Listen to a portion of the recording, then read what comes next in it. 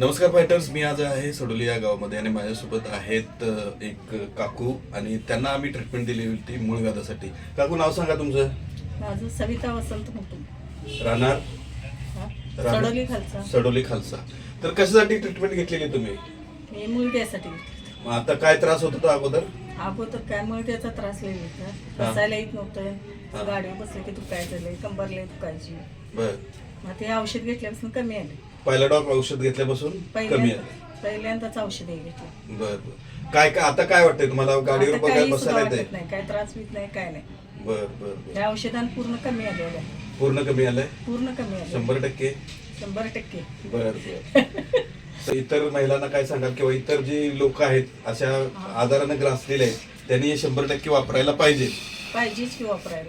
होय ना? हा, हे लई फरक पडतोय. वापरलं तर लई भारी आहे आपल्याला.